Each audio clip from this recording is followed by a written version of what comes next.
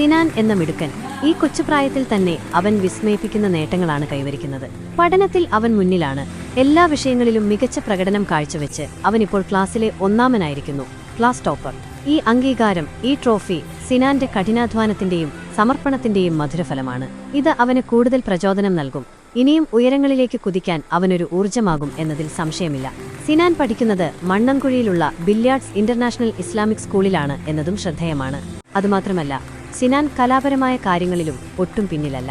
ഓർമ്മയില്ലേ, കഴിഞ്ഞ ഫാൻസി ഷോയിൽ കാസർഗോഡ് നിറഞ്ഞ സദസ്സിനെ സാക്ഷി നിർത്തി പ്രശസ്തനായ ശ്രീ രാഹുൽ ഈശ്വറിന്റെ കയ്യിൽ നിന്ന് സിനാൻ ഒന്നാം സ്ഥാനം നേടിയതും 5000 രൂപയുടെ ക്യാഷ് അവാർഡും ട്രോഫിയും ഏറ്റുവാങ്ങിയതും അതും ഒരു വലിയ അംഗീകാരമായിരുന്നു.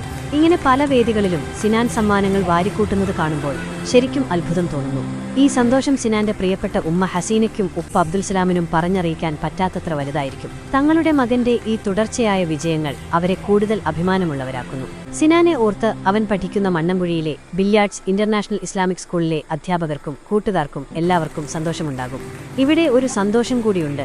സിനാന്റെ കൊച്ചു സഹോദരി സനമോളും ഒരു കൊച്ചു കലാകാരിയാണ്. കറാട്ടെ, ചിത്രം വരയ്ക്കൽ, ഡാൻസ്, പെയിന്റിംഗ് തുടങ്ങി വിവിധ മേഖലകളിൽ സനമോളും കഴിവ് തെളിയിച്ച് സമ്മാനങ്ങൾ നേടിയിട്ടുണ്ട്. ഇന്ന് തന്റെ പ്രിയപ്പെട്ട അനുജൻ സിനാന്റെ ഈ വലിയ വിജയം കാണുമ്പോൾ സനമോൾക്ക് എത്ര സന്തോഷമുണ്ടാകും. സഹോദരങ്ങളുടെ ഈ സ്നേഹവും പിന്തുണയും കാണുന്നത് തന്നെ മനോഹരമാണ്.